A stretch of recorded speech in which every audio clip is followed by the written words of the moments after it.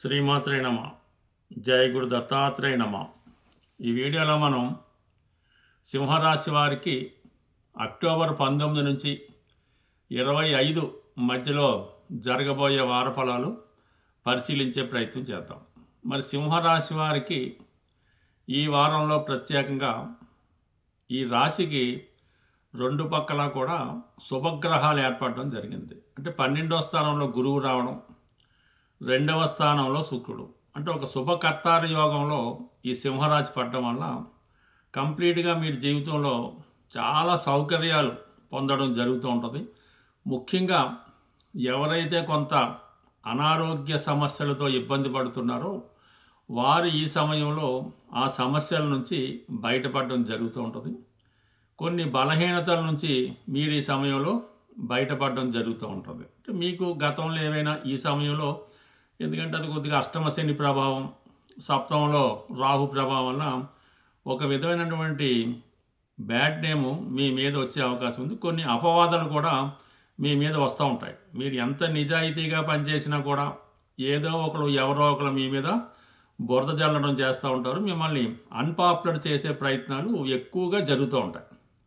So ఈ సమయంలో వాటి నుంచి మీరు బయటపడి మిమ్మల్ని మీరు రుజువు చేసుకునే విధంగా ఈ గ్రహాలు మీకు సహకరించడం జరుగుతూ ఉంటుంది. బట్ ఏదైనా ధనస్థానంలో శుక్రగ్రహం అటు దశమాధిపతిగా ధనస్థానంలో ఉండడం వల్ల వృత్తిపరమైనటువంటి ఆదాయం పెరుగుతుంది. దూరమైన కుటుంబ సభ్యులు తిరిగి మళ్ళీ మీ కుటుంబంలో కలుసుకుంటారు. కుటుంబంలో ఉన్నటువంటి స్త్రీలతో మీకు మంచి అనుబంధం ఏర్పడుతూ ఉంటుంది. అంటే వాళ్ళు మీరు చెప్పినట్టు వినడం కానీ వారి నుంచి మీకు సహకారం కానీ లభించే అవకాశం ఉంది. అలాగే మీ కుటుంబ ఆదాయం కూడా పెరిగే అవకాశం ఉన్నది. బట్ ఏదైనా ఒక పుణ్య కార్యక్రమం కానీ ఒక వివాహానికి సంబంధించింది చిన్న చిన్న ఫంక్షన్స్ లాంటివి ఈ వారం జరిగే అవకాశం ఉంది. ముఖ్యంగా గురువు 12లో రావడం వల్ల మంచి సమస్యల మీద పోరాడుతూ ఉంటారు. దీర్ఘకాలంగా ఏమైనా మొక్కులు లాంటివి ఏమైనా కొంతమంది గుండిపోతుంటాయి. ఏదైనా తిరుపతి వెళ్ళి దర్శనం చేసుకుందామనో, ఒక దేవాలయాన్ని కట్టిందామనో, అంటే అనాదిగా మీకు ఏదైనా ఆచారం ఉంటే ఏదైనా సంబరం చేయిందామని అనుకుంటూ ఉంటారు.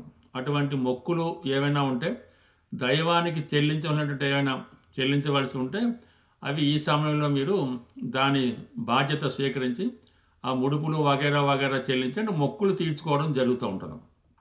అంటే దీనివల్ల మీకు ఏం జరుగుతుందంటే ఆగిపోయినటువంటి కార్యక్రమాలు ఏవైనా ఉంటే, ముఖ్యంగా చదువు ఏదో ఆగిపోయింది మీది, లేదంటే వివాహ ప్రయత్నాలు ఆగిపోయినాయి, మీ పిల్లల యొక్క అభివృద్ధి ఆగిపోయింది, ఏదో ఉద్యోగ ప్రయత్నం చేస్తుంటే వాళ్ళు ఇంట్లోనే ఉన్నారు, అటువంటివి ఏవైనా ఉంటే ఈ సమయంలో అవి మీకు కంటిన్యూ అయ్యాక వస్తుంది. అంటే మీరు మళ్ళీ విద్యను తిరిగి పునఃప్రారంభించవచ్చు, వివాహ ప్రయత్నాలు చేయొచ్చు, కుటుంబం సంబంధించినటువంటి బాధ్యతలు స్వీకరించి దాన్ని మళ్ళీ ట్రాక్లోకి ఎక్కించడం జరుగుతూ ఉంటుంది.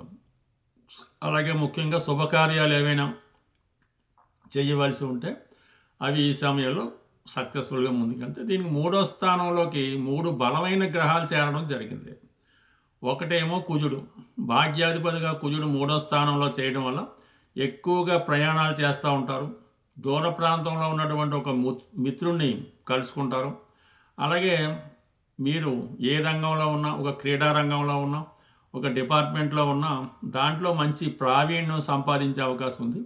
అలాగే నిరుద్యోగులు ఎవరైనా ఉంటే ఒక పోటీ పరీక్ష కానీ లేదంటే ఒక ఫిజికల్ ఫిట్నెస్లో పాల్గొంటే కంపల్సరీగా వారు సక్సెస్ పొందే అవకాశం ఉంది. దానికి అధికారులు కూడా మీకు సహకరించడం జరుగుతూ ఉంటుంది. ఎస్పెషల్లీ ఈ సింహరాశి వారికి ధన లాభాధిపతిగా ఉన్నటువంటి బుధుడు అటు రవితోనూ కుజగ్రహంతో కలియడం వల్ల ధన సంపాదన విషయంలో కొత్త మార్గాల్ని అన్వేషించడం జరుగుతూ ఉంటుంది. ఎప్పుడూ దూరమైనటువంటి బంధువులు కానీ మిత్రులు కానీ కలుసుకొని వారి ద్వారా కొన్ని ఆదాయ మార్గాలు తెలుసుకొని దాన్ని అమలు చేయడం జరుగుతూ ఉంటుంది. ఏదైనా ఒక ఎక్స్పోర్ట్ ఇంపోర్ట్ కానీ రియల్ ఎస్టేట్ సంబంధించింది కానీ లేదంటే ఎవరికైనా ఏదైనా హెల్ప్ చేయడం వల్ల మీరు లాభం పొందడం కానీ ఒక మీడియేటర్గా వ్యవహరించడం వల్ల మీకు కొంతవరకు అనుకూలత ఏర్పడే అవకాశం ఉంటుంది. కొత్త ఆదాయ వనరులు ఏర్పడతాయి. ఎస్పెషల్లీ మీ కుటుంబంలో ఉన్నటువంటి ఒక స్త్రీకి ఉద్యోగ ప్రయత్నాలు ఫలించే అవకాశం ఉంది. వాళ్ళకి ఆదాయం లభిస్తూ ఉంటుంది. అంటే ఈ శుక్రుడు మీకు ధనస్థానంలో ఉండడం వలన కుటుంబంలో ఉన్నటువంటి స్త్రీ అంటే శుక్రుడి పైన శని యొక్క దృష్టి పడుతుంది. అష్టమ స్థానంలో ఉన్నటువంటి శని శుక్రుడి మీద దృష్టి పడడం వలన ముఖ్యంగా సింహరాశిలో ఉన్నటువంటి స్త్రీలకి ఆకస్మిక ధనలాభం కానీ, కొత్త ఉద్యోగ ప్రయత్నం కానీ, అదంటే వాళ్ళకి ఏమైనా రావాల్సి ఉంటే ఏదైనా ఆస్తో ఇంకో సంబంధించినటువంటి అమౌంటో భరణం లాంటిదో రావాల్సి ఉంటే అది లంసంగా మీకు ఈ సమయంలో వచ్చే అవకాశం ఉంది. అలాగే ఏదన్నా పెళ్లి ప్రయత్నాలు లాంటివి ఏమైనా చేస్తుంటే ఆ ప్రయత్నాలు చాలా వరకు ఫలించే అవకాశం ఉన్నది. బట్ ఏదైనా ఈ సింహరాశి వారు అష్టమ శని ప్రభావం నుంచి బయటపడక తప్పనిసరి. అందువల్ల కంపల్సరిగా మీరు రోజు శివనామస్మరణ చేయడం కానీ, వీలైతే ప్రతిరోజు శివాలయాన్ని దర్శించి అక్కడ ఒక 15-20 నిమిషాలు గడిపి విభూతి ధరించి మీ కార్యక్రమాల్లోకి మీరు వెళ్ళడం వల్ల ఈ అష్టమ శని ప్రభావం వల్ల చాలా కార్యక్రమాలు మీకు ఇబ్బంది కలుగుతున్నాయి. కాబట్టి దాని నుంచి బయటపడే ప్రయత్నం చేయాలంటే మీ బలహీనతలను కొంత తగ్గించుకొని కొద్దిగా ఉదయమే లేచి మీ పనులన్నీ ముందుగా పూర్తి చేసుకొని ఏదైనా మీ పనులకి కార్యక్రమాలకి వెళ్ళే ముందు శివాలయాన్ని దర్శించి అక్కడ స్వామిని సేవించి ఒక 5 నిమిషాలు అక్కడ కూర్చుంటే ఆ రోజంతా మీకు సక్సెస్ఫుల్గా గడిపే అవకాశం ఉంది. మీకు ఇది దైనందినంగా మీరు మార్చుకోగలిగితే ఈ శివాలయ దర్శనం మీరు ఇంచుమించుగా ఈ అష్టమ శని ఉన్నంతకాలం మీరు చేయడం వల్ల కంపల్సరిగా మీ పనుల్లో వేగం పెరుగుతుంది. ఒక విధమైనటువంటి సక్సెస్ మీ జీవితంలో చూడటం జరుగుతుంది. స్వస్తి.